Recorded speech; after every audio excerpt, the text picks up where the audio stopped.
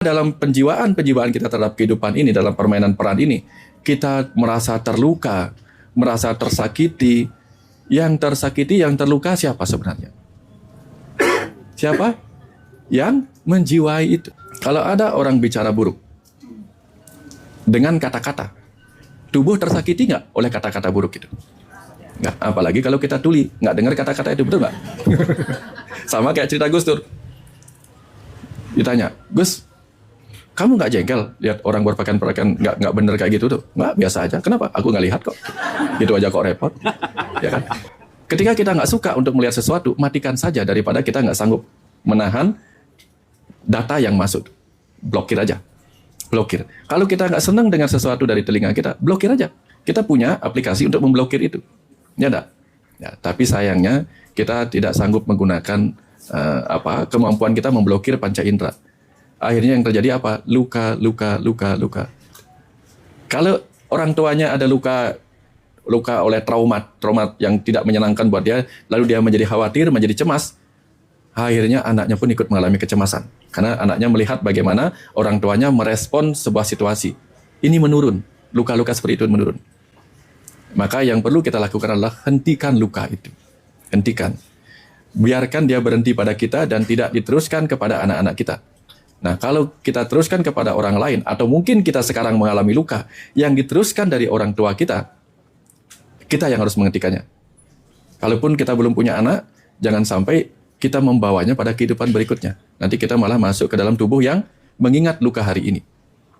Jangan sampai diteruskan melalui DNA kita, diteruskan melalui ingatan. DNA itu bukan hanya ada pada tubuh ya, tapi juga ada pada simpanan yang dikenal sebagai panca maya kosa, itu yang membungkus sang roh. Rohnya itu sendiri murni, Atman itu sendiri murni. Tapi pulang-pulang dari kehidupan dia terbungkus oleh panca maya kosa. Panca maya kosa, 5 bungkus maya. Salah satunya adalah yang disebut mano maya kosa, lapisan maya di pikiran yang bisa dibawa sang roh pulang dari dalam kehidupan ini. Apa yang tersimpan di mano maya kosa itu akan menentukan kemana dia lahir berikutnya. Hati-hati. Maka hari ini banyak banget anak ketakutan, diwariskan oleh ketakutan oleh orang tuanya gitu. Nanti kalau ini begini, nanti kalau ini begitu. Di tradisi Islam tuh ada cerita gini, kalau orang tuanya nggak ngedidik anak baik, nanti mau masuk surga, dimasukin neraka sama malaikat gitu kira-kira. Jadi ada satu cerita, begitu ada mau masuk surga, anaknya teriak, ini ibu nggak ngajarin saya sholat, wis malaikat kamu masuk neraka gitu. Berarti si ibu yang nggak ngajarin anaknya untuk dalam tanda petik beragama dengan baik, dia akan masuk neraka gitu. Nah, yang membuat ibu sekarang nyuruh anaknya ibadah, ternyata nggak ikhlas-ikhlas banget bu, Pak. Kamu sholat ya, kenapa? Karena kalau kamu nggak, nanti kamu masuk neraka gitu kira-kira. Jadi sebenarnya bukan anaknya suruh sholat-sholat amat sih gitu. Tapi karena ada keyakinan dalam bentuk fearness dan ketakutan tadi, jadi saya mau straight to the point ibu bapak. Salah satu kemerdekaan adalah kita merdeka dari dogma doktrin tanpa sebuah pengetahuan, itu nomor 1.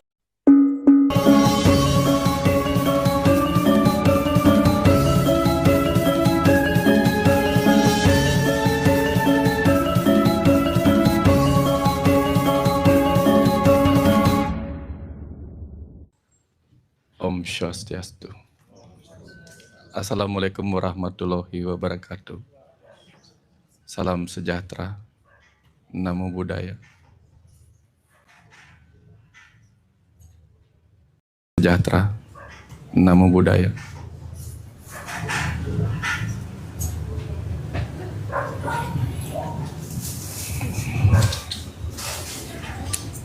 Kenapa harus memulai dengan rasa seperti ini? Harusnya ini ruang kegembiraan. Baru mau tertawa senyum-senyum. Tapi tiba-tiba rasa yang mengalir itu adalah rasa kerinduan. Terima kasih. Terima kasih.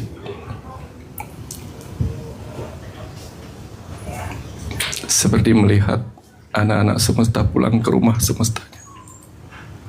Setelah melewati berbagai luka di perjalanan kehidupannya. Terima kasih sudah pulang ke sini lebih dulu, bukan pulang ke tempat yang lainnya. Terima kasih banyak. Terima kasih Ayah Ibu semesta sudah hadir. Terima kasih.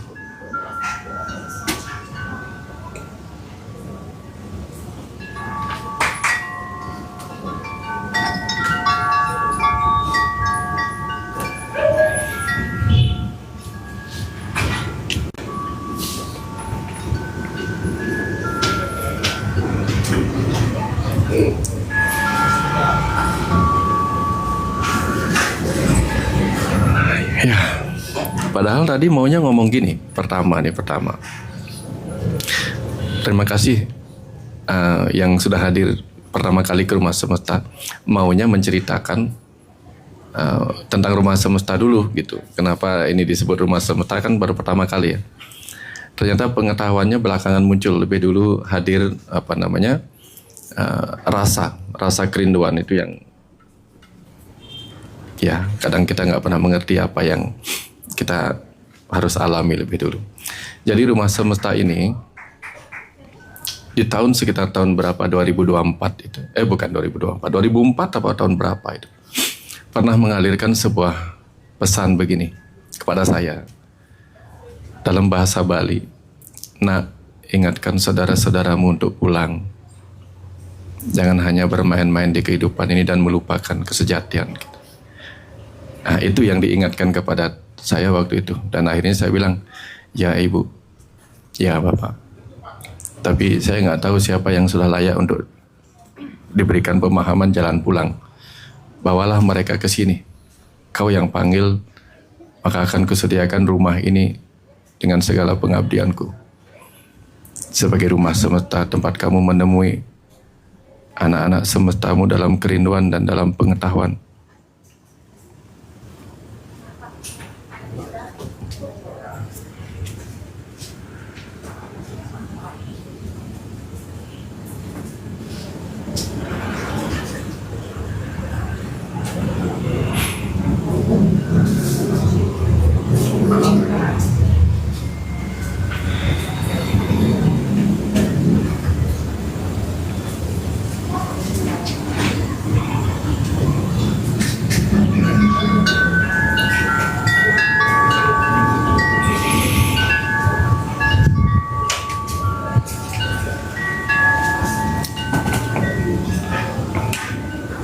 Ya, sorry.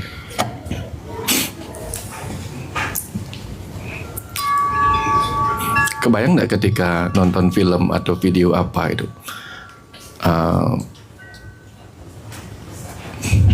anaknya pergi berperang, jadi tentara di Amerika, nonton ya. Tiba-tiba dia datang dengan penuh kejutan kepada orang tuanya, mengagetkan. Anakku pulang dengan datang, tak kira nggak datang di musim liburan ini. Tiba-tiba mereka datang dan mereka mengalami reuni dengan orang tuanya. Pernah nonton kayak gitu-gitu di TikTok? Pernah? Terharu nggak waktu itu? Merasa nggak rasa orang tua itu? Itu yang terasa sebagai ayah ibu semesta di dalam. Kebayang rasa? Jadi sorry, kita harusnya memulai dengan penuh kegembiraan karena banyak yang pulang ke sini. Tapi rasa rindu itu harus dibiarkan mengalir. Rasa rindu yang seperti ingin memeluk dan melebur semua penderitaan yang mungkin masih ada di dalam. Supaya mereka sekeluar dari rumah semesta bisa kembali kuat. Maafkan. Maafkan, saya harus kuat menahan rasa ini. Izin sebentar.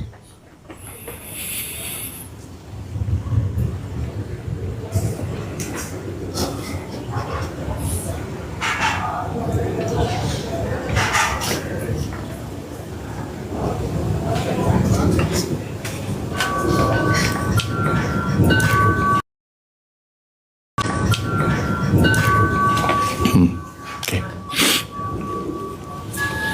Ya. Momen ini sebenarnya momen Upanishad. Upanishad itu artinya duduk di bawah dekat guru. Duduk di bawah dekat guru. Duduk di bawah dekat guru, biasanya gurunya di atas. Murid-muridnya di bawah. Sekarang orang bingung, yang mana gurunya? Ya, duduk di bawah dekat guru. Kenapa kita semua duduk bersama di sini? Karena kita semua murid dan ini gurunya. Di Bali, guru ini bernama Hyang Aji Saraswati. Hyang Aji Saraswati itu perwujudan dari Tuhan. dalam konteks ilustrasi sebagai Hyang Aji Saraswati. Artinya apa? Ia yang mengalirkan ilmu pengetahuan. Wajahnya cantik sehingga ingin mengatakan pengetahuan itu penuh dengan keindahan, kecantikan. Lalu ada lontar di situ dipegang di tangan kiri. Itu lontar itu artinya bahwa pengetahuan darinya itu bisa berwujud dalam kitab suci atau buku-buku. Juga dia memegang apa ya? Harusnya dia memegang. Nah, itu ada mandolin atau sitar. Artinya disampaikan dalam bentuk cerita, nyanyian dan sebagainya. Itu pengetahuan demikian. Nah, Kang Abu meminta acara ini berkenaan dengan luka lama warisan baru karena terkait dengan konsep atau situasi di mana banyak sekali generasi Z, Gen Z itu ya mengalami kondisi keterpurukan batin, ya belum siap menghadapi perjalanan yang berat ini, sehingga banyaklah ada yang kehilangan rasa kekeluargaan, ada yang fatherless, motherless dan sebagainya gitu. Tapi saya mau mengambil cerita bahwa kondisi Gen Z di masa sekarang ini sudah dikenali di masa lalu melalui sebuah cerita. Boleh saya bercerita? Agak panjang tapi ini mungkin beberapa orang mengenal cerita ini tetapi belum melihat apa yang ada di dalamnya. Saya mau cerita sedikit. Kalau saya berdiri kelihatan Kang ya? Oke. Karena kok enak berdiri ya? Atau ya gini aja deh, enak biar kelihatan dari belakang. Mau ngomong nggak lihat orang tuh nggak enak rasanya gitu. Ya, saya mau cerita berdiri aja. Nggak enak sama Kang Abu. Nggak apa-apa. Ya berdiri aja. Ya. Oh, jadi enak berdiri ya? Nah, yang nggak enak saya pinggangnya. Gitu. Yang duduk enak ya. Yang duduk enak. Iya. Ini kenapa saya merasa saya harus berdiri, karena ini menterapi juga. Hanya dengan berdiri saya sudah menterapi. Kenapa? Banyak orang nggak sadar bahwa selama ini kita banyak menunduk karena lihat gadget, lama-lama sakit. Saya tahu sekali karena saya mengalaminya. Dan kadang-kadang kita butuh begini.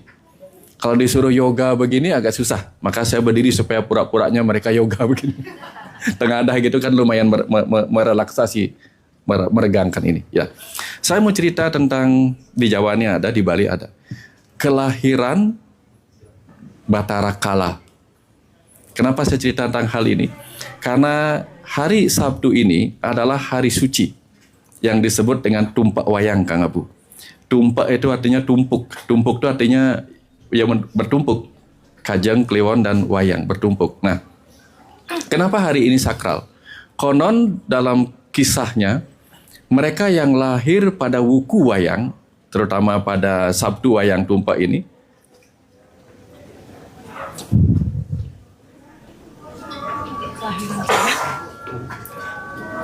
hah? Kenapa? Oh, oke. Ya. Surya. Ya. Oke, ke belakang aja dulu kali. Iya. Ya, nggih, ya. Ya. Terutama yang lahir pada wuku wayang ini, kalau di Bali sering dianggap, oh mereka anak-anak yang lahir pada wuku wayang itu biasanya mengalami kondisi mudah mati muda, gitu. Mudah mati muda gitu.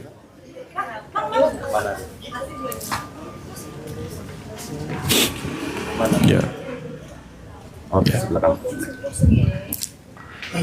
Ya udah.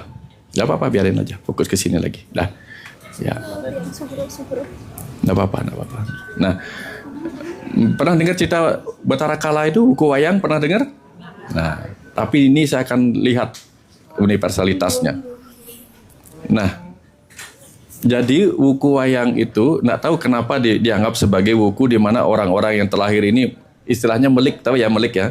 Ditakutin biasanya kan kalau orang yang lahir di minggu ini, wuku wayang ini sering mati muda atau hidupnya nggak sukses atau malah bisa berbahaya gitu.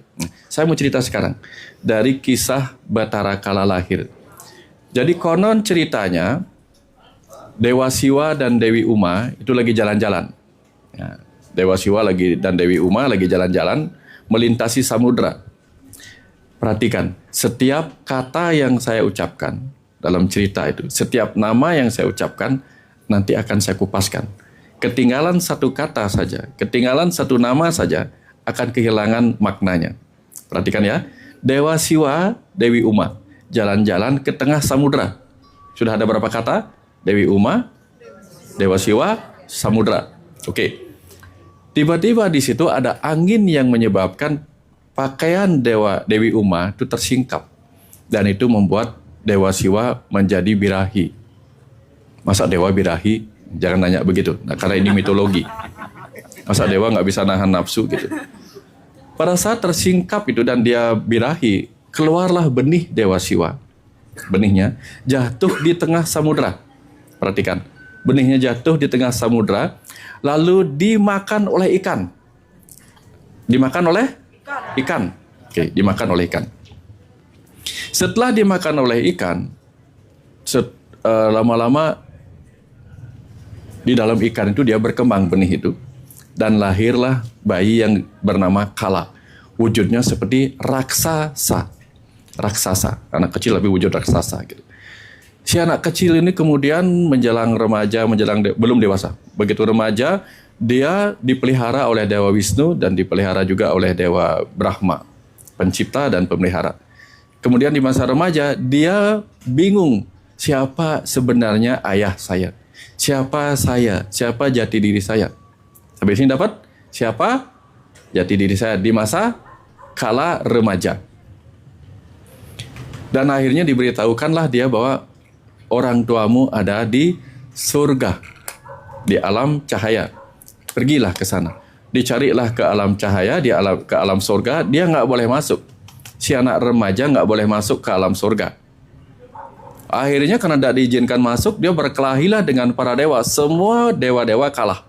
Perhatikan, semua dewa-dewa kalah oleh si anak raksasa bernama Sangkala. Sampai kemudian Dewa Siwa berpikir, ada apa rame-rame di situ, di surgaku? Akhirnya ketahuanlah, oh oke. Ternyata ada seorang anak raksasa mau masuk ke surga, tapi tidak diizinkan karena tidak berwujud raksasa dan bikin huru-hara. Dikasih tahulah, kamu boleh masuk ke sana kalau kamu potong gigimu, lalu kamu potong rambutmu, baru boleh masuk ke alam dewa. Akhirnya masuklah ke alam dewa, diizinkan, alam surga. Dikenalilah dia, akulah ayahmu, ya, aku ayah dan ini ibumu, dan kamu punya adik yang lahir pada Wuku Wayang, namanya Dewa Kumara. Ingat ya, namanya Dewa Kumara. Dewa Kumara itu lahir di Wuku Wayang. Sehingga karena lahir di Wuku Wayang, bersamaan juga kelahirannya dengan Bathara Kala, Dewa Sangkala, yang kemudian diberi nama baptis oleh Siwa menjadi Bathara Kala. Aku beri wewenang untuk memakan siapapun yang lahir di Wuku Wayang. Kamu boleh makan. Dan ternyata adiknya sendiri lahir di Wuku Wayang, si Dewa Kumara. Pas dia mau makan adiknya sendiri, diberikanlah berkah si Dewa Kumara oleh Dewa Siwa, supaya dia nggak pernah tua, nggak pernah bertumbuh, tetap seperti anak-anak. Makanya Dewa sebut Dewa Kumara, anak-anak terus. Perhatikan ya, setiap kata ini akan bermakna. Nggak pernah tua, nggak pernah naik, pokoknya kecil seperti itu. Tapi kamu boleh memakannya hanya kalau dia keluar tengah hari, ya, keluar tengah hari atau dia keluar tengah senja hari dan sebagainya, pada hari-hari yang tidak baik. Dan akhirnya dikejarlah terus karena ketahuan Dewa Kumara pernah keluar siang hari. Dikejarlah ingin dimakan oleh Bathara Kala itu. Tapi si Dewa Kumara yang kecil itu terus bersembunyi, nggak pernah berhasil ditangkap. Sampai suatu ketika dia bersembunyi di gender, tahu gender, gamelan wayang. Dia bersembunyi di situ. Nah, kecapean mengejar Dewa Kumara, si Bathara Kala kemudian makan semua sesajen dalang itu, sesajen wayang itu dimakan. Nah, tentu saja dalangnya yang bernama Dalang Samirana itu marah. Kamu kenapa makan sesajen untuk wayangku? Kamu harus keluarin, balikin lagi seperti semula. Aduh, aku nggak bisa. Terus apa janjimu? Gini aja, kalau nanti ada orang yang lahir di Wuku Wayang dan dia tidak mempersembahkan sesajen kepadaku, maka akan kumakan. Tapi kalau dia mempersembahkan sesajen itu pas pas pagelaran wayang itu, maka tidak akan kumakan. Oke, itu janjinya. Saya berhenti sampai di sini. Dah? Cerita sampai di situ. Sekarang saya ceritanya ambil filsafatnya. Siapakah Dewa Siwa dan Dewi Uma? Dia adalah kecerdasan semesta tak terbatas dan materi. Ayah dan ibu kita yang mungkin dulu tanpa sengaja tiba-tiba mengalami dorongan energi cinta dan salah satu benihnya keluar. Dia menjadi bagian dari sangkala. Artinya sangkala itu siapa? Yang mengikuti perjalanan sang waktu. Dapat? Itu kita. Yang ketika masa remaja terus berusaha mencari jati diri kita. Siapa sih ayah ibu kita? Siapa saya sebenarnya? Dan itu dalam hukum Maslow disebut sebagai aktualisasi diri. Kita mencari aktualisasi diri kita sebenarnya siapa? Ada orang mencari dengan jangan-jangan aku ini seorang presiden, jangan-jangan begini. Ketika semua harta, tata, dan cinta dia dapatkan, tetap ada yang kosong. Karena apa? Dia nggak menemukan siapa jati diri sebenarnya. Sahabat sampai sini filosofi tadi? Oke. Dan ternyata sangkala, sang waktu, setiap anak lahir itu membawa waktunya masing-masing, betul nggak? Kita ini membawa sangkala dalam diri kita, membawa waktu kita. Tetapi di dalam diri kita ada inner child. Ada si anak kecil yang tidak pernah merasa dirinya menua, betul nggak? Sudah uban merasa aja remaja, betul Kang Abu? Ya, benar nggak? Di dalam diri pernah nggak merasa besar? Enggak. Tetap aja merasa diri, aku masih muda. Betul nggak? Betul, Pak. Sudah reot jalannya, Benar, aku masih muda. Jiwa muda, makanya sering disebut jiwa muda. Nah, itulah sang kumara di dalam diri kita. Yang selalu merasa dirinya muda. Padahal dia terus dikejar-kejar oleh sang kala, sang waktu untuk dimakan. Tapi ini dapat. Kapan dia bisa dimakan? Oleh sang kala. Nah, di Bali istilah kecelakaan itu, kalau orang kecelakaan, tabrakan, kena ini disebutnya apa? Sengkala. Karena apa? Dia kena sangkala, sang waktu yang buruk. Kapan ya waktu yang buruk? Tengah hari. Kenapa tengah hari? Karena secara biologis ada masa di mana kita akan mengalami penurunan gelombang otak kita. Mulai jam-jam segitu kita alfa, antara jam-jam tidur begitu kan. Bagusnya dipakai meditasi, tapi kita pakai keluar pada siang hari sehingga konsentrasi nggak bagus. Naik motor konsentrasi nggak bagus, emosi nggak bagus, jadinya dimakan sama mood kita, dimakan sangkala sehingga serempetan sedikit berkelahi gitu. Betul nggak? Makanya jam-jam di situ, pada jam-jam rawan itu di Bali disuruhnya trisandia, di Islam disuruhnya sholat duhur. Duhur ya Kang Boy? Ya. Supaya apa? Daripada mikirkan hal buruk, lebih baik mikirkan Tuhan. Daripada dimakan sang waktu, sang kala. Kebayang enggak? Perubahan sang waktu. Nah, tapi apa yang menyelamatkan dia? Aku tidak akan memakan si inner child di dalam ini, si sang kumara itu, kalau dia bersembunyi di gender wayang. Gender wayang suaranya apa? Ning, ding, ding, ding, ding, ding, ding, ding. Dia bersembunyi dalam keheningan untuk mendengarkan penuturan-penuturan wayang. Tahu artinya wayang? Bayang. Tahu siapa itu bayang? Siapa wayang-wayang? Kita. Maka itulah mereka yang akan diselamatkan oleh sang waktu adalah mereka yang mendengarkan tutur-tutur tentang pewayangan. Tutur-tutur tentang dirinya sendiri. Terutama kisah Mahabharata, karena Mahabharata itu sendiri adalah kisah diri kita semua. Saya masih sedang mulai melanjutkan penulisan kitab Mahabharata, mengupasnya, sehingga nanti akan panjang cerita di sana untuk kita lihat betapa Mahabharata itu ada dalam diri kita. Sebagian ada Sakuni yang membisiki kita untuk A, B, C, dan sebagainya. Kadang hati nurani hadir sebagai Krishna untuk membisiki si Arjuna atau pikiran ini, jalan yang benar gitu. Nah, jadi kita lihat. Nah, jadi hari ini kita akan bercerita tentang wayang itu sendiri. Wayang diciptakan oleh dalangnya. Dalang yang bikin. Dimainkan oleh sang dalang. Dijiwai oleh permainan dalangnya. Nanti begitu selesai wayangnya, yang dapat upah siapa? Dalangnya. Oke. Dapat sampai sini? Oke. Sang dalanglah yang menjiwai wayang-wayang itu. Begitu dimainkan, terjadilah perkelahian antar wayang. Blak, blak, blak, blak, blak, blak, blak. Seolah-olah wayangnya terluka. Blak, blak, blak, blak, blak, blak. Mati masuk kotak, sakit dan seterusnya. Tapi yang dapat upahnya si dalang. Hal yang sama terjadi pada diri kita. Tubuh ini adalah wayang-wayang yang diciptakan oleh sang dalang. Dimainkan dalam cerita-cerita kehidupan, dalam pewayangan itu. Ada yang disakitkan, ada yang dibunuh, ada yang dilakukan ini, itu, dan sebagainya. Tapi begitu selesai, kita masuk semua ke dalam kotak wayang yang disebut peti mati. Yang dapat upahnya siapa? Dalang.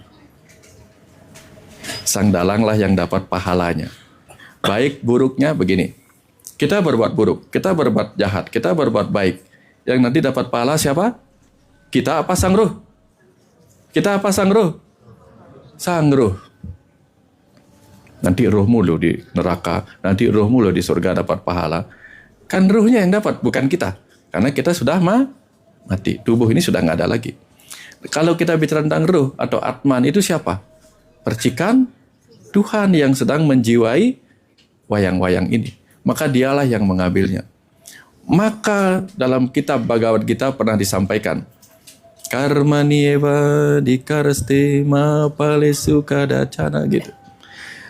Kamu berhak atas apa yang kamu lakukan sebagai kewajiban. Kamu berhak untuk melakukan kewajibanmu.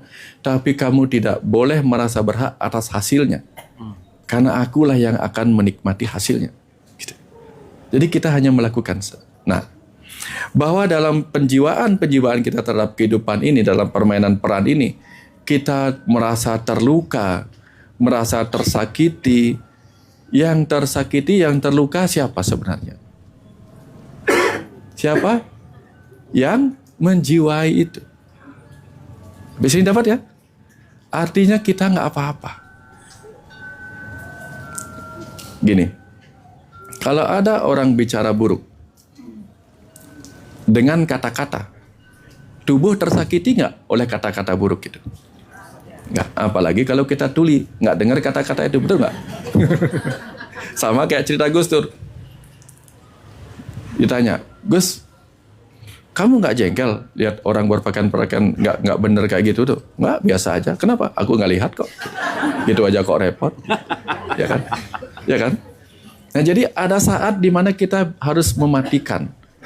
Ketika kita nggak suka untuk melihat sesuatu, matikan saja daripada kita nggak sanggup menahan data yang masuk. Blokir aja. Blokir. Kalau kita nggak senang dengan sesuatu dari telinga kita, blokir aja. Kita punya aplikasi untuk memblokir itu. Ya enggak? Ya, tapi sayangnya kita tidak sanggup menggunakan kemampuan kita memblokir panca indera. Akhirnya yang terjadi apa? Luka. Luka-luka itulah kemudian tersimpan di dalam DNA setiap orang yang terluka. Ketika DNA kita menyimpan luka-luka seorang ibu, pada anaknya luka itu akan diteruskan. Contoh, ketika seorang ibu alergi, dia akan meneruskan kepada anaknya mulai di DNA-nya. Makanya ada riwayat alergi enggak pada keluarga? Kalau orang tuanya ada luka oleh trauma yang tidak menyenangkan buat dia, lalu dia menjadi khawatir, menjadi cemas, akhirnya anaknya pun ikut mengalami kecemasan. Karena anaknya melihat bagaimana orang tuanya merespon sebuah situasi. Ini menurun, luka-luka seperti itu menurun. Maka yang perlu kita lakukan adalah hentikan luka itu. Hentikan. Biarkan dia berhenti pada kita dan tidak diteruskan kepada anak-anak kita. Nah, kalau kita teruskan kepada orang lain, atau mungkin kita sekarang mengalami luka yang diteruskan dari orang tua kita, kita yang harus menghentikannya. Kalaupun kita belum punya anak, jangan sampai kita membawanya pada kehidupan berikutnya. Nanti kita malah masuk ke dalam tubuh yang mengingat luka hari ini. Jangan sampai diteruskan melalui DNA kita, diteruskan melalui ingatan. DNA itu bukan hanya ada pada tubuh ya, tapi juga ada pada simpanan yang dikenal sebagai panca maya kosa. Itu yang membungkus sang roh. Rohnya itu sendiri murni, Atman itu sendiri murni, tapi pulang-pulang dari kehidupan dia terbungkus oleh panca maya kosa namanya. Bukan panca pemerkosa, bukan. Panca maya kosa, 5 bungkus maya. Salah satunya adalah yang disebut mano maya kosa, lapisan maya di pikiran yang bisa dibawa sang roh pulang dari ke dalam kehidupan ini. Apa yang tersimpan di mano maya kosa itu akan menentukan kemana dia lahir berikutnya. Hati-hati. Hati-hati. Maka ada orang mengatakan, kita kan tidak bisa memilih kehidupan kita sekarang. Iya, bisa tidak. Kenapa bisa iya, bisa tidak? Karena apa? Kita sudah memilihnya dulu. Setelah itu kita nggak bisa ngapa-ngapain lagi. Tapi sekarang kita bisa memilih mau jadi apa nanti. Dengan apa? Dengan memutus hal-hal buruk yang tidak kita inginkan kita bawa pada kehidupan berikutnya. Inilah yang disebut dengan memutus hutang karma, memutus rantai karma. Ada banyak caranya. Boleh memutus sendiri. Dengan cara apa? Masuk ke dalam batin bawah sadar kita yang menyimpan itu. Ya, masuk lewat meditasi, masuk ke dalam keheningan, lalu bicara pada diri kita. Bicara dengan roh kita. Misalnya dengan kata-kata, aku memaafkan semua hal buruk yang pernah aku terima di masa lalu dan juga masa kini. Aku minta maaf atas setiap hal buruk yang pernah aku lakukan di masa lalu. Aku juga memaafkan diriku atas hal buruk yang pernah aku lakukan. Jadi dengan cara itu kita menebus rasa berdosa kita. Sembari menerima apapun yang datang kepada kita. Entah baik, entah buruk. Sebagai bagian dari penebusan utang karma. Itu cara memutusnya. Kalau rasanya sulit, bisa dibantu masuk ke dalam gelombang meditatif. Masuk ke dalam batin bawah sadar oleh orang yang mampu melakukan atau mengantar kita masuk ke batin bawah sadar dengan kondisi hipnosis. Nah, Pak Surya adalah seorang trainer hipnosis, juga ahli hipnoterapi, bersertifikat, promosi. Beliau mengembangkan apa yang dikenal sebagai mind development. Dan kami berdua biasanya ngisi acara di Embos, Energi, Mind, Body, and Soul Healing. Untuk beliau yang nanti memutus trauma-trauma masa kecil yang mungkin terbawa sampai hari ini, yang mengganggu kehidupan, atau mungkin yang di masa lalunya pernah mengalami sesuatu di kehidupan terdahulu, yang masih terbawa sampai hari ini, ya mungkin dengan pasangan hidupnya, mereka sulit mengerti kenapa dengan pasangan hidup saya mengalami ini aja terus gitu. Mungkin ada di masa lalu yang belum dia pahami. Nah, ini masuk ke regresi seperti itu. Dan biasanya setelah beberapa kali itu kita mengadakan satu momen retreat di Bedugul. Judul retreatnya adalah Balancing Life. Jadi diselenggarakan oleh Faras, juga namanya Faras Balancing Life. Jadi kita seimbangkan hidup kita sehingga tidak terlalu ke masa depan, tidak terlalu ke masa lalu, supaya tetap kita ada sebagai orang pengendali di masa kini. Sesekali kita menengok masa lalu, tapi kita tetap melihat masa depan, tapi tidak jauh-jauh amat. Jangan sampai kayak naik mobil, noleh spion terus, atau terlalu jauh noleh ke depan, tahu-tahu ada orang ngerem di depan nggak kelihatan karena terlalu jauh ke depan. Kebayang maksud saya? Nah, jadi itu. Ini yang kita akan lakukan untuk menebus utang karma itu. Sehingga anak-anak kita atau bahkan kita sendiri tidak lagi terjebak ke dalam tautan karma masa lalu yang terus menyakiti kita. Setidak-tidaknya itu yang saya dapat. Mudah-mudahan cerita Batara Kala tadi itu, mitologi itu dipahami sebagai sebuah pesan di masa lalu. Bahwa apa? Generasi Z itu, Gen Z, bukan Gen Z saja. Generasi apa lagi? Strawberry, generasi apa lagi? Ya, boomer, baby boomer, apa lagi itu? Generasi apa lagi? Milenial. Kita ini semua korban-korban dari sebelum-sebelumnya. Gitu. Jangan sampai ada nanti generasi berikutnya korban dari diri kita yang sekarang. Gitu. Nah, ini kita perlu renungkan. Ya, nanti Kang Abu akan juga banyak menyampaikan bagaimana pengalaman beliau menghadapi anak-anak muda. Dan setelah itu kita akan masuk diskusi ya, Surya.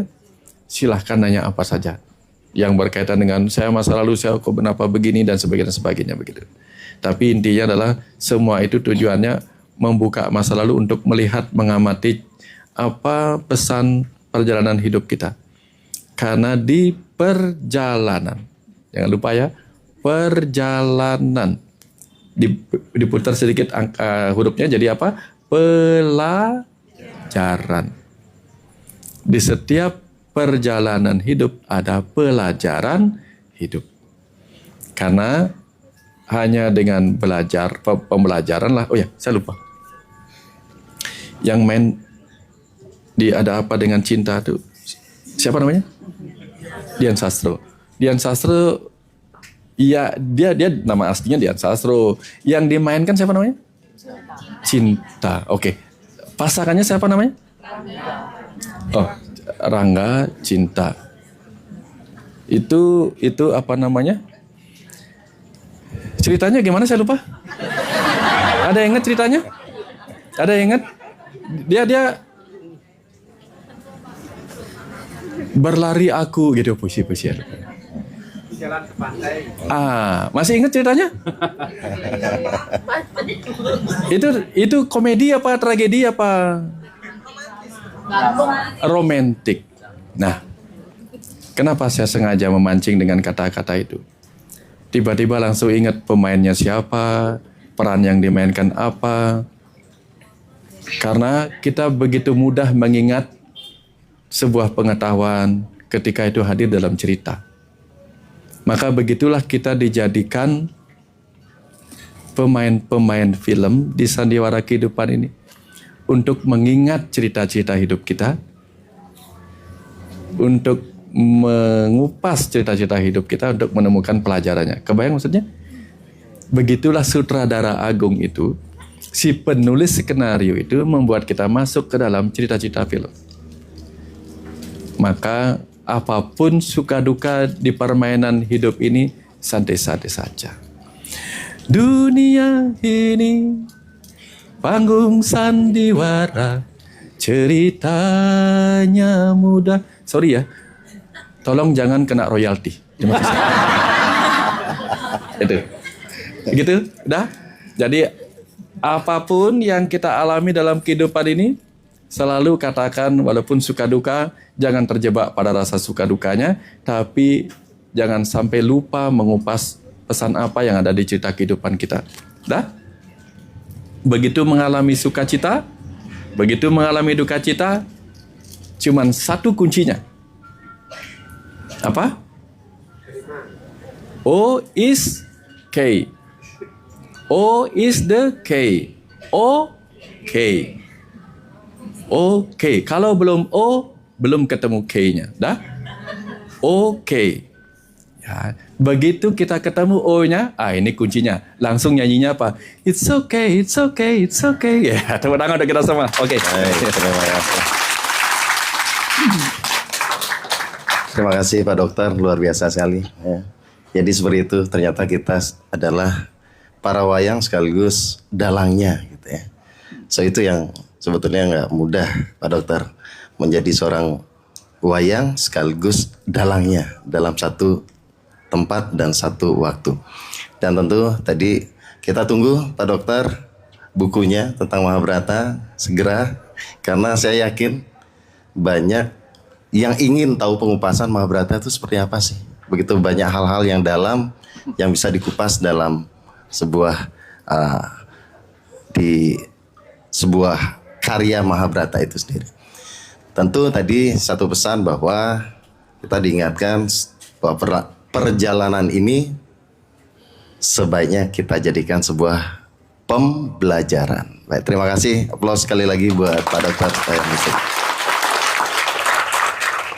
Terima kasih Pak Dokter, dan berikutnya Kang Abu tentu saja akan memberikan satu nuansa yang berbeda, ya, tapi tentu saja terkait dengan bagaimana kita memerdekakan dan menjadi jiwa-jiwa yang merdeka untuk bagaimana kita terbebas dari beban-beban masa lalu, tapi kita fokus bagaimana kita meringankan jalan kita menuju masa depan yang lebih baik. Kita sambut Kang Abu Marlo. Terima kasih. Berdiri aja ya. Saya berdiri ikut Pak Wayan nggak apa-apa ya? Oke. Selamat malam. A'udzubillahi minasyaitonirrajim. Bismillahirrahmanirrahim. Robbi a'udzubika min hamazati sayatin wa a'udzubika robbi ayahdurun. Robbi shrahli sodri wa yassirli amri wahlul 'uqdatam min lisani yafqahu qauli. Assalamualaikum warahmatullahi wabarakatuh. Salam sejahtera untuk kita semua. Rahayu, namaste, Om Swastiastu, Namo Buddhaya. Salam kebajikan dan sehat untuk kita semua. Sekali lagi boleh tepuk tangan buat Rumah Semesta. Setiap acara di sini tuh selalu jadi susah ngomong gitu ya. Karena kehadiran Ibu dan Bapak, saya rasa kita semua datang malam hari ini dipanggil oleh kerinduan gitu ya. Dipanggil oleh sesuatu yang saya rasa kekuatannya bukan pura-pura gitu. Dan vibes di sini kita bisa rasain damai, tenang, kita bisa saling menenteramkan dan kita bersyukur kita bisa hadir di sini dengan para jiwa semua. Jadi pertama-tama saya ingin mengucapkan terima kasih kepada Ibu Bapak semua. Matur syukur, terima kasih. Boleh tepuk tangan juga buat Ibu Bapak. Pertemuan malam hari ini tercetus dengan ide Pak Wayan, kita kumpul lagi setelah launching buku gitu ya, dan nggak nyangka yang hadir ini ada sekitar 300 orang ada ya? 3.000. Oh ya. Mas Surya memang agak lebay orangnya sih ya, tapi nggak apa-apa. Oke. Terima kasih teman-teman. Saya kemarin sama Pak Wayan bicara tentang memerdekakan gitu ya. Jadi hampir 14 tahun ini saya melakukan research yang saya selalu ulang-ulang dulu supaya kita nanti masuk ke topik. Dan hari ini sebetulnya saya selalu mendisklaimer ya, saya selalu menggarisbawahi bahwa kemanapun dimanapun saya bicara nomor satu, saya bukan mau menceramahi, bukan mau memberikan wejangan, karena sudah terbukti bahwa tidak ada orang berubah karena sering dikasih ceramah tuh nggak ada yang berubah gitu. Betul nggak? Dikasih wejangan nggak berubah juga. Jadi saya, Pak Wayan, Mas Surya, semua di sini sesama murid semesta yang mau belajar, ini bukan menceramahi, bukan ngasih wejangan, tapi justru sebaliknya ingin memantik untuk sama-sama berdiskusi, berdialog. Intisarinya cuma satu, yuk kita berpikir bersama, yuk kita berkontemplasi bersama gitu. Nah, topik yang saya rasa ini lagi happening, teman-teman Ibu dan Bapak. 20% anak muda sekarang tingkat bunuh dirinya meningkat dari tahun 2023, 20%. Stres, anxiety, overthinking, penyakit mental. 1 dari 4 orang Indonesia sekarang mengalami sakit mental. Jadi kalau saya hitung 1, 2, 3, yang keempatnya pasti sakit mental gitu. 1, 2, 3 gitu. Tapi di sini semua sampai 3, yang empatnya nggak datang ke sini gitu ya kira-kira. Jadi ini 1, 2, 3, 1, 2, 3 gitu kira-kira.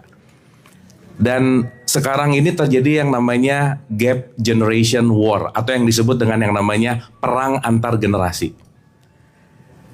Harapan saya ketika judulnya Gen Z, yang datang tuh Gen Z semua, tapi ini yang datang kolonial semua, tapi nggak apa-apa sih ya. Terus saya tuh harapannya yang datang anak muda gitu ya. Ya muda gitu ya. Ini yang datang ya udah sih tapi nggak apa-apa ya. Ini malah yang datang emak bapaknya lagi gitu ya. Ya harapannya yang datang muda-muda gitu tapi ya udah gitu. Oh ya, ya. Tadi bener kata Pak Wayan, meskipun gimana Pak masih ngerasa muda, it's okay gitu ya. Oke. Nah, yang ingin digarisbawahi dalam dialog, teman-teman nanti semuanya open to discuss, bicara untuk ngobrol apapun gitu ya. Tapi ini hanya pengantar aja gitu.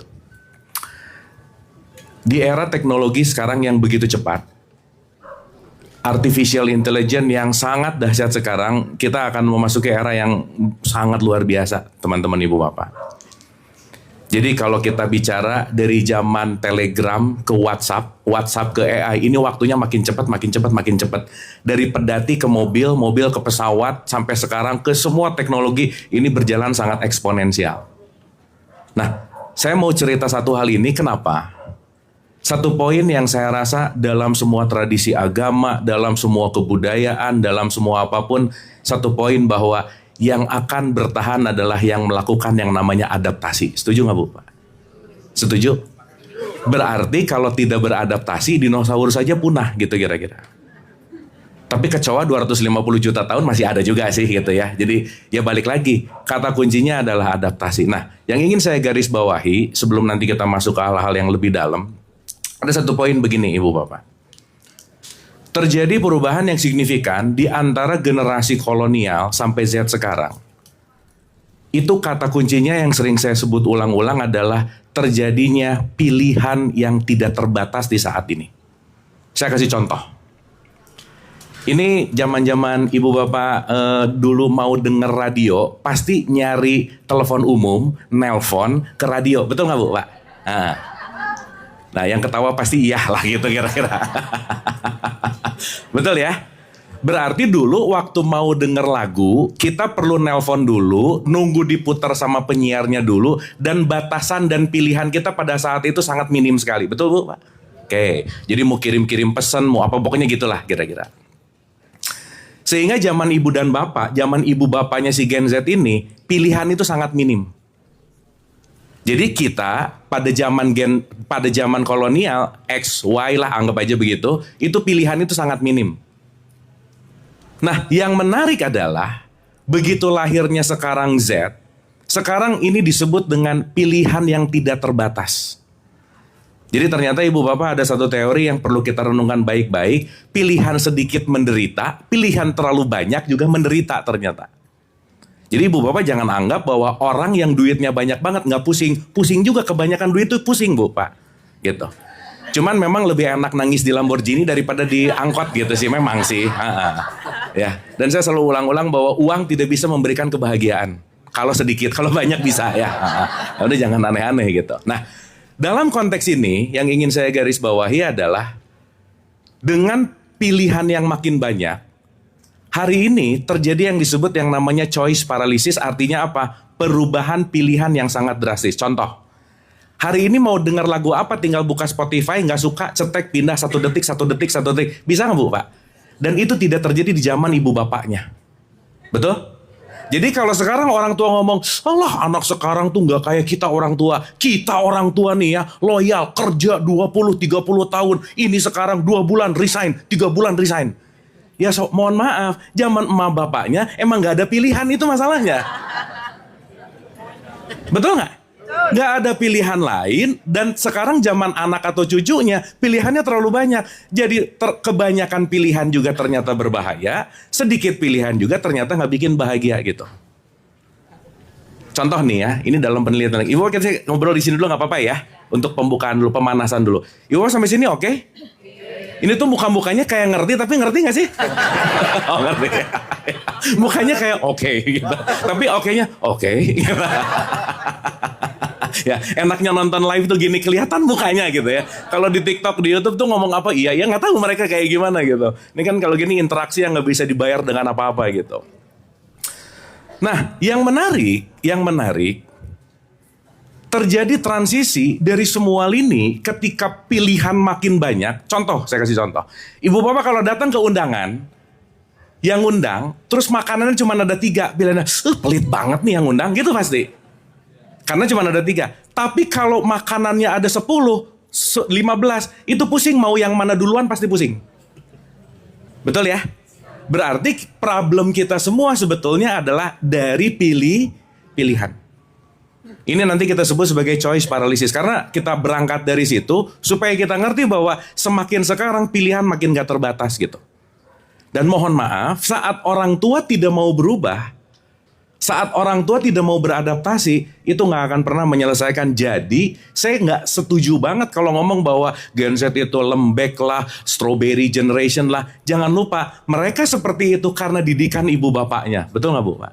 Berarti yang bertanggung jawab mereka seperti itu siapa? Jadi kalau gitu komplainnya sama siapa? Ya, ibu bapak mikirnya yang di sana lagi gitu. Tapi kan kesini gitu intinya. Karena betul tadi kata Pak Wayan, kalau sedikit pakai terminologi karma itu kan artinya action. Action itu adalah perilaku yang nanti ujungnya berakibat kepada konteks hukum semesta yang namanya konsekuensi. Artinya, kata kuncinya adalah bagaimana kita beradaptasi dalam setiap konsekuensi, di mana generasi yang akan datang ini adalah generasi yang justru, Ibu Bapak ini menarik. Saya lagi menghadapi satu klien gitu ya, satu company gede. Itu hampir 80% di dalamnya anak Gen Z-nya itu stres, Bu, Pak. Sampai, maaf ya, tingkat suicide-nya itu tinggi di situ. Dan ini data 20% loh, peningkatan itu terjadi gitu. Nah, yang menarik adalah ketika mereka semua disuruh ke psikolog untuk dicek, apa yang terjadi? Justru yang perlu diterapi adalah ibu bapaknya, bukan anaknya. Jadi benar tadi kata Pak Wayan, kenapa anak seperti ini mau nggak mau, suka nggak suka, diwariskan oleh ibu bapaknya. Jadi kalau sekarang kita melihat generasi seperti apa, itu plek percis rekaman dari apa yang kita wariskan ke mereka gitu. Nah jadi rumah semesta ini selalu membawa kembali ke diri ibu bapak. Jadi saya rasa kalau kita sibuk mencari siapa yang salah, mending kita mulai berbicara bukan siapa yang salah tapi apa yang salah. Karena musuh bersama kita bukan apapun kecuali masalah itu sendiri. Jadi kalau kita mencari siapanya, subjeknya nggak akan pernah selesai. Karena kenapa? Semua penyelesaiannya nggak pernah ada di luar. Semua penyelesaiannya adalah bagaimana kita menyelesaikan dari dalam gitu. Setuju?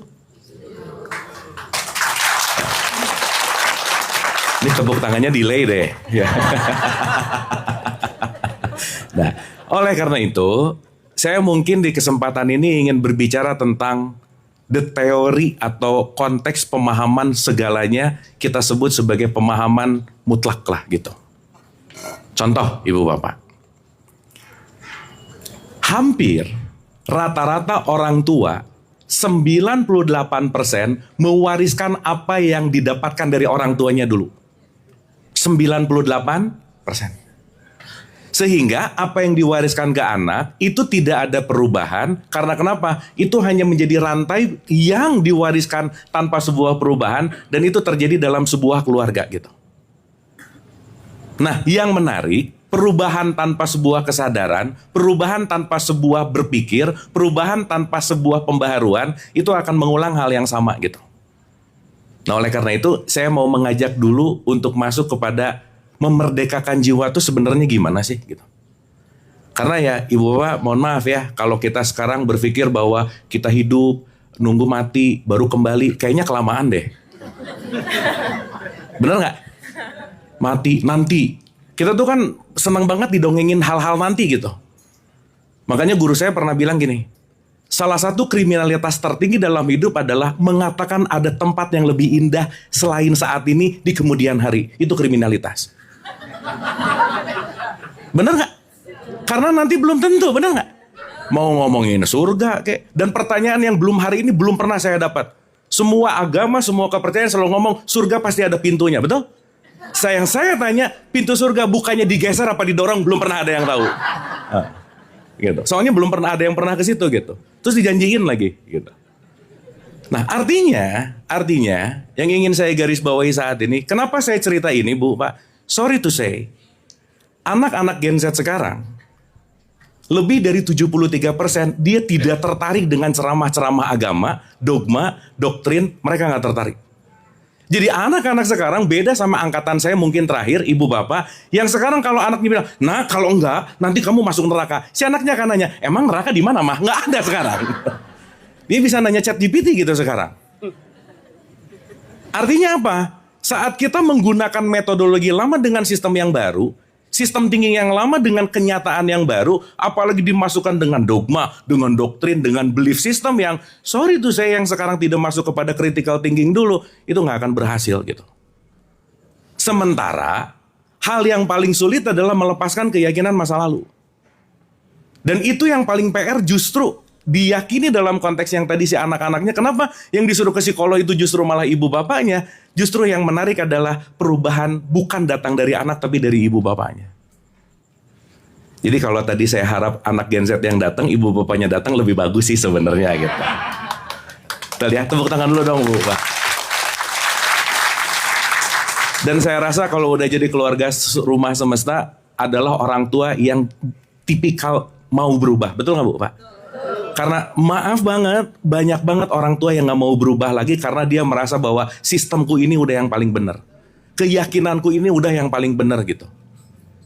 Dan itu adalah hal yang paling susah. Nah, Sekarang kita sedikit simulasi Bu, Pak. Supaya nanti kita ngerti kenapa sih kok aku terjadi seperti ini. Pertanyaannya gimana mau memerdekakan jiwa kalau kita pertama nggak kenal apa itu jiwa. Yang kedua merdekanya jiwa tuh gimana sih gitu. Karena banyak orang berpikir merdeka tuh bebas ngapain gimana aja mau terserah ngapain aja. Pikirnya begitu. Padahal nanti kita ngerti merdeka adalah tahu batasan. Merdeka adalah ngerti batasannya dan aku tahu dan aku melakukan sesuai dengan kapasitas dan batasan. Itu namanya merdeka. Bukan bebas segalanya ngapain aja, bukan itu poinnya. Nah sekarang pertanyaannya begini. Ibu bapak bisa melihat saya dengan mata kepalanya hari ini betul? Oke. Boleh tunjuk nggak saya Abu ada di mana? Tunjuk. Boleh ditunjuk, hitungan 3 tunjuk ya. 1, 2, 3, iya tunjuk. Ayo, oke, sip. Nah, yang nunjuk ke sini udah dipastikan rada mabuk sih. Satu ya, ini saya mau membuktikan dulu nih. Kenapa tadi menunjuk keluar? Karena sebagian besar ketika kita nggak ngerti mekanisme diri, kita akan selalu melakukan dan akan selalu mengerti bahwa segala bentuk kehidupan terjadi di luar bukan ada di dalam gitu. Contoh, ibu bapak saya kasih waktu 1 menit, jangan lama-lama ya, kalau lama-lama nanti bahaya sih. Di dalam 1 menit, ibu bapak boleh saling menoleh dengan teman sebelahnya. Saling melihat. Terus ibu bapak kira-kira nilai dia ini kerennya di mana, nggak kerennya di mana gitu ya. Ya, mudah-mudahan yang sebelahnya nggak kenal itu lebih asik ya. Kalau kenal suka nggak subjektif sih gitu. Siap ya? Ibu bapak lihat temannya sebelahnya, ibu bapak ini kayaknya kamu kerennya gini, nggak keren.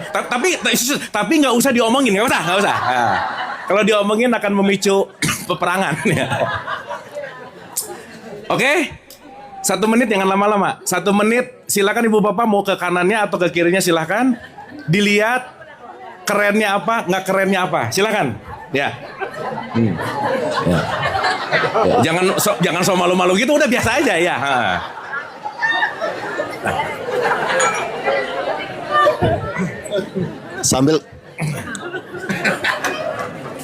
Sambil kenalan boleh ya Kak? Oh, sambil kenalan boleh ya? Kenalan. Tapi di urusan gini lebih baik nggak kenal dulu sih, jangan sih. Gitu ya.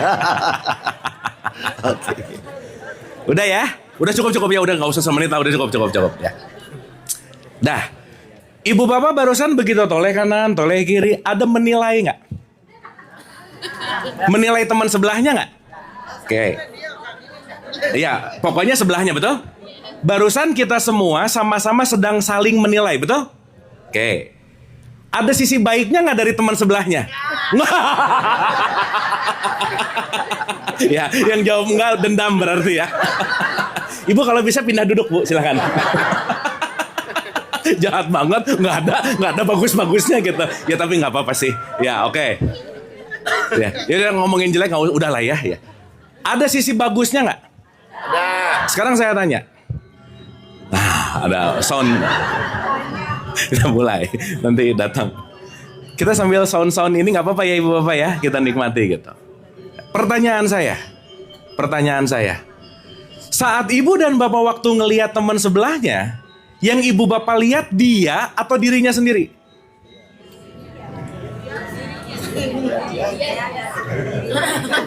Hah? Contoh, kamu Pak Wayan nggak enak Pak Surya aja ya. Ya maaf Pak. Ya ke Mas Surya aja ya. Oke. Waktu saya ngelihat Mas Surya, saya punya penilaian, oh bajunya kuning, oh rambutnya gondrong, oh ininya jenggotnya gimana banget gitu. Oh pakai jeans. Saya melihat, betul? Pertanyaan saya sedang melihat Mas Surya atau saya sedang melihat penilaian saya sendiri? Hah? Penilaian. Oke, sekarang saya tanya, berarti saat saya melihat Mas Surya, yang saya lihat siapa? Jadi Aduh, iya. Ini susah kalau mabok ini, ulangi lagi ya, ulangi. Saya ngelihat Mas Surya nih. Mas Surya kenapa sih rambutnya agak... Oh ya, ingat ya ibu bapak, dalam hidup itu selalu membaru. Di hidup itu tidak ada sesuatu yang tidak membaru. Oke, meskipun ibu bapak sering kesini, datang tiap hari kesini, tiap hari datang kesini nggak pernah ada yang lama tapi selalu membaru. Karena momen nggak bisa diulang. Saya ngomong waktu masa lampau nggak bisa diulang. Detik ini selalu fresh, selalu new. Maka bangun pagi itu adalah bangun baru, hidup baru. Ingat, dirimu bukan masa lalumu karena masa lalumu adalah memori. Oke? Jadi kalau Mas Surya rambutnya putih, baru bukan tua. Itu maksud saya. Iya, kamu tua bukan, baru. Framing dulu di framing dulu. Oke ya. Nah, begitu saya ngelihat putih, ada jenggot, ada gondrong, ada kuning, ada celana jeans, pakai jam. Pertanyaan saya lagi ngelihat Mas Surya atau saya lagi melihat pandangan saya terhadap Mas Surya? Berarti sebenarnya saya ngelihat Mas Surya atau ngelihat diri sendiri? That's it.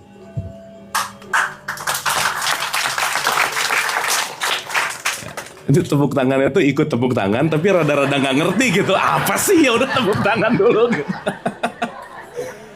Dapat nggak? Artinya ibu bapak saya, maaf ya, kuning yang saya lihat, kuning yang ibu bapak lihat nggak ada yang sama. Karena kita hanya sepakat ini warnanya kuning. Berarti segala semua bentuk yang terjadi di luar diri kita itu sebetulnya ada di dalam diri kita nggak? Berarti ibu bapak begitu ngelihat orang nyebelin banget, yang nyebelin siapa?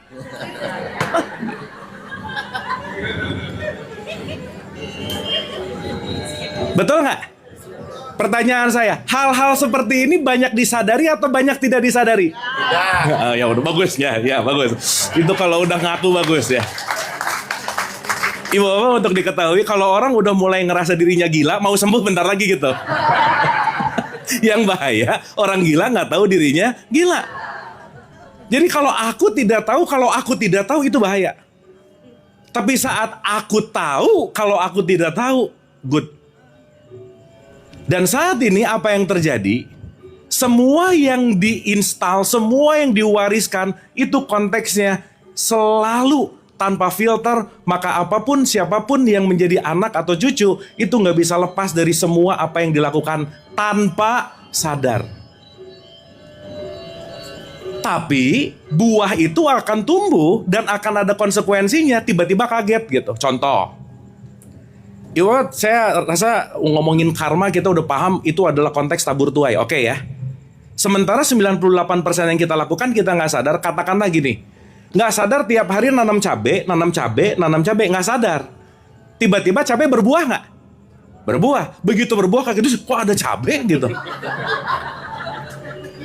Kan waktu nanamnya nggak sadar, bener nggak? Tapi begitu buahnya ada, kaget nggak? Nah itu yang terjadi.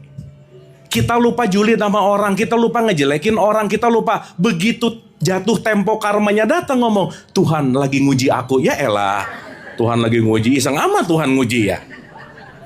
Semesta lagi memberikan aku azab lah, gimana? Semesta kan cuma ngomong pret gitu kira-kira. Enak aja. Karena segala sesuatu yang terjadi pada diri kita, pasti kata kuncinya adalah konsekuensi. Jadi sekarang kalau kita punya problem Z ini, konsekuensi nggak kira-kira? Berarti pertanyaannya mereka begitu gara-gara siapa? Nah, gitu. Setuju? Oke? Lihat-lihat. Oh ya, boleh tepuk tangan sekali lagi. Ya. Hari ini pelajaran kita lihat-lihatan nama tetangga ya. Jadi waktu ibu bapak tadi ngelihat tetangganya, yang dilihat siapa sebenarnya? Diri sendiri. Semua di luar diri kita, hukumnya quote and quote dalam tanda petik adalah refleksi. Contoh yang kedua. Ibu bapak ada nggak orang yang disebelin? Ada nggak? Udah ya. Udah dimaafin. Nah, tapi kalau diingat sebel juga sih gitu. Coba ibu bapak rasain deh. Sama siapapun yang ibu bapak sebel, sebutin 2 sifat yang ibu bapak nggak suka dari orang itu. Sadari bahwa 2 sifat itu ada di dalam diri kita. Bener gak? Si ibu ini cerewet banget, begitu cerewet banget, gua banget gitu. Dia tuh ya kalau pakai baju tuh nggak matching gitu. Ya udahlah macam-macam gitu. Dapat ya? Oke ya. Berarti secara nature, secara alamiah, semua yang terjadi di luar diri kita sebenarnya terjadinya di mana? Di dalam. Berarti orang ini nyebelin, menyenangkan, A, B, C, D, apa warna, apa semua. Semua tidak pernah terjadi di luar diri kita. Semua terjadi di dalam. Nah, Ibu Bapak, kalau boleh saya bagi dalam konteks yang namanya jiwa, anggap aja beginilah. Ada sadar, bawah sadar, tidak sadar, di sini banyak banget nih. Dan kemanapun, bagaimanapun kita mau mencari pengetahuan, lebih banyak sesuatu yang bakalan kita nggak tahu. Berarti Ibu Bapak maaf ya, pengetahuan kita tentang diri sendiri itu minim atau banyak? Berarti sebenarnya kita didatengin sama siapapun, urusan dia atau urusan aku? Untuk aku mengenal diriku atau untuk aku mengenal dirinya? Aku. Dan selalu saya ulang-ulang sih Bu, Pak. Kalau kita ngomongin spiritualitas, kalau kita ngomongin tentang kesadaran, kalau kita ngomongin tentang guru terbaik dalam hidup itu cuma ada dua. Nomor satu pasangan, yang nomor dua anak, udah nggak ada lagi.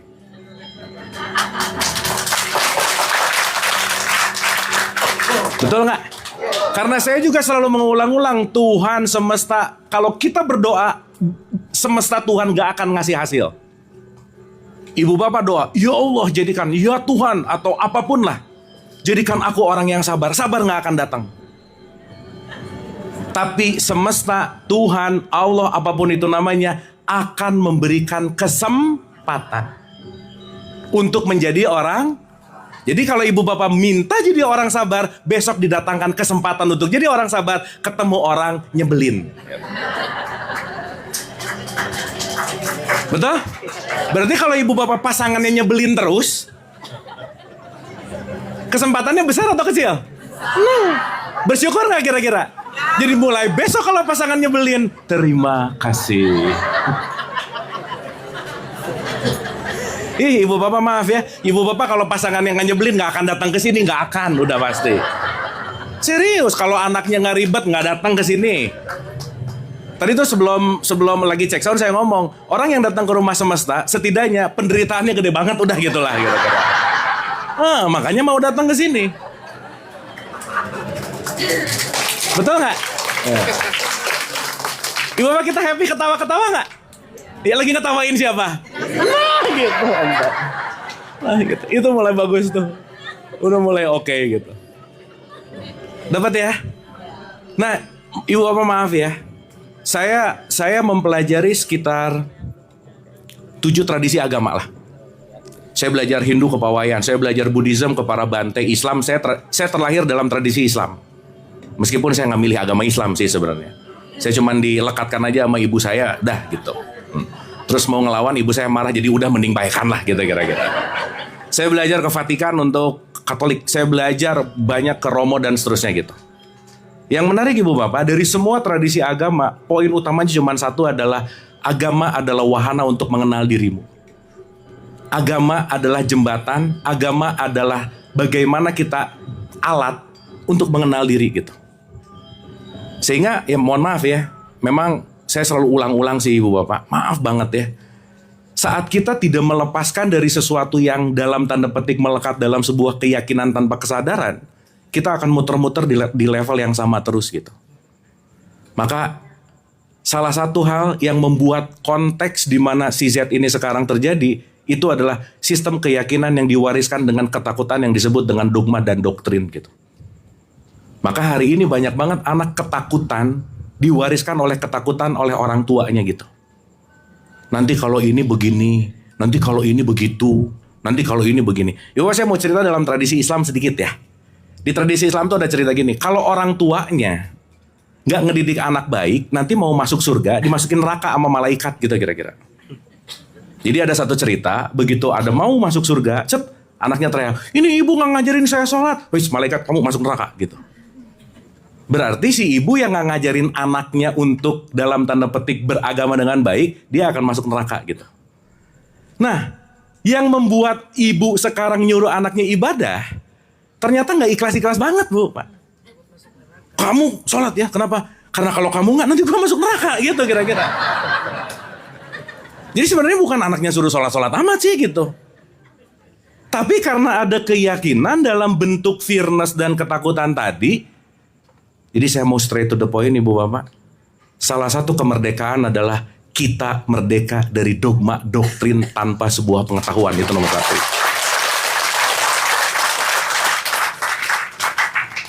Setuju Bu? Oke ya. Dan sekali lagi sorry to say, cara itu udah gak berlaku di sekarang. Gak bisa. Gak bisa. Kenapa? Dulu kita minim informasi, sekarang informasi ini sering disebut overload gitu. Sehingga mau gak mau, suka gak suka, ketika orang tuanya tidak mau beradaptasi dengan kemajuan konteks yang namanya kedinamisan, itu akan terjadi yang namanya kebentrokan terus menerus gitu.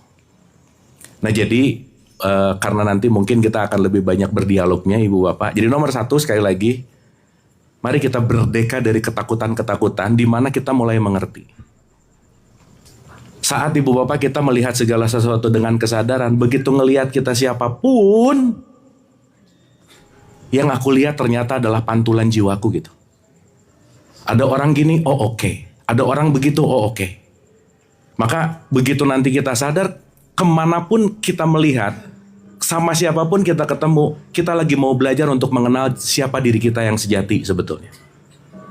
Pertanyaannya, kita mau belajar atau kita mau membenci? Satu. Kita mau belajar atau kita mau tidak menghormati atau menghargai pelajarannya? Nah jadi sekali lagi Bu, Pak, saat kita mulai mengerti bahwa yang di luar itu adalah apa yang ada di dalam, yang di luar itu justru adalah jalan untuk masuk ke dalam. Seperti apapun ya Ibu Bapak, nanti dari awal sampai akhir, semoga Ibu Bapak pulang dari sini mendapatkan sebuah untuk kontemplasi.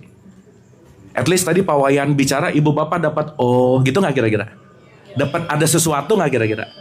Pertanyaan saya, si sesuatu itu sebenarnya udah ada di dalam gak kira-kira? Udah. Mau petunjuk, mau apapun penamaannya, semuanya gak pernah ada di luar, semuanya ada di dalam. Dan memang kadang-kadang kita perlu orang di luar untuk membuka yang di dalam supaya kita masuk ke dalam. Maka Pak Wayan ini kita sebut guru, tapi sebenarnya Pak Wayan ini adalah bidan kesadaran yang membuat kita lahir kesadarannya dari dalam. Kita tepuk tangan dulu dong buat Pak Wayan. Cuman Pak Wayan mau gimana pun cerita, kitanya tidak mempersilahkan untuk terbuka, nggak akan terjadi apa-apa gitu.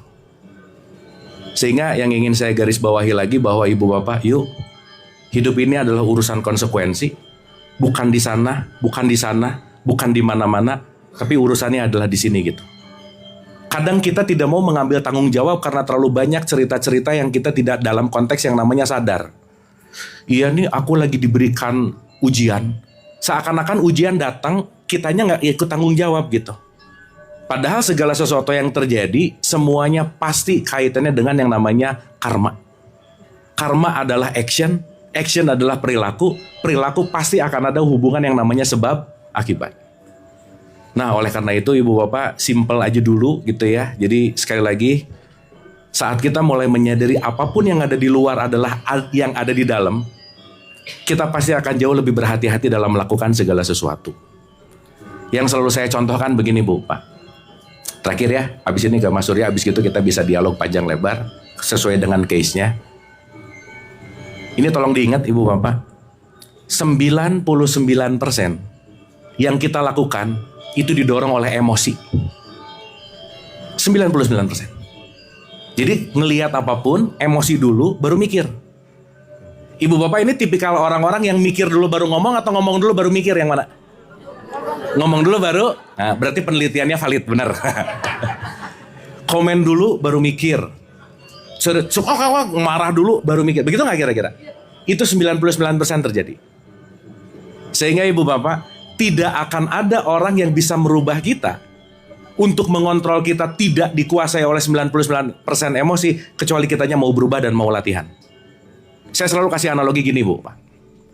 Seorang ibu yang gak punya kecerdasan emosi yang baik, dia akan mengedepankan emosinya.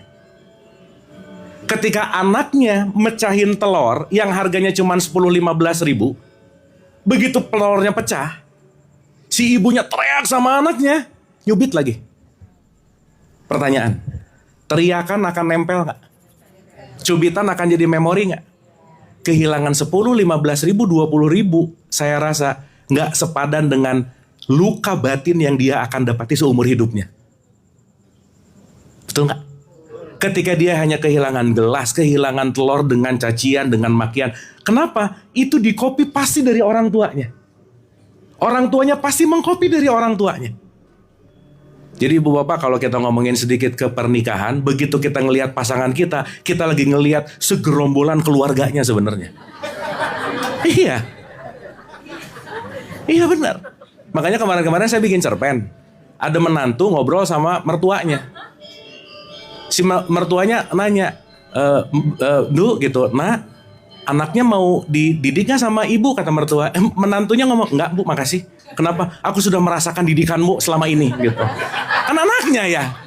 Dia udah pusing sama anaknya gitu maksudnya. Sama suaminya gitu misalnya. Nah artinya saat kita mulai menyadari bahwa semua kontrolnya ada di kita, alih-alih kita memikirkan nanti akan, mending kita latihan kecerdasan emosi gitu bu. Mending kita mulai mengerti apa pikiran, apa perasaan, apa emosi, bagaimana terjadinya, bagaimana mekanismenya, kenapa kok aku bisa begini dan seterusnya. Yang akhirnya apa? Kita akan sibuk untuk mengenal diri, kita akan sibuk untuk tahu mekanismenya, sehingga kita ngerti, oh kenapa aku bisa marah? Oh kenapa aku kok bisa melakukan respon seperti ini? Dan itu yang banyak tidak dikenali oleh kita gitu. Nah oleh karena itu sekali lagi ibu dan bapak, di konteks yang namanya merdeka ini, sekali lagi, sejauh manapun kita mencari guru, sejauh manapun kita mencari cara, sejauh manapun kita mau mencari tempat untuk membebaskan diri, kebebasan selalu ada di dalam dirimu. Karena kenapa? Musuh terbesar bukan siapapun yang di luar, tapi kembali kepada ego dan di dalam diri kita. Terima kasih. Saya kembalikan dulu ke Mas Surya. Wah, mantap. Big applause buat Kang Abu. Keren. Kang Abu asik? Keren? Ah, itulah pantulan jiwa dari Bapak Ibu semua. Wah. Berarti yang keren semua di sini. Betul. Terima kasih Kang Abu. Ya, jadi sederhana tetapi sangat dalam sekali, dan saya yakin tidak semua mempunyai satu kesadaran bahwa sebetulnya apa yang kita lihat adalah sebetulnya refleksi dari apa yang ada di dalam. Terima kasih sekali lagi, tepuk tangan yang meriah buat Kang Abu. Terima kasih Kang Abu, luar biasa.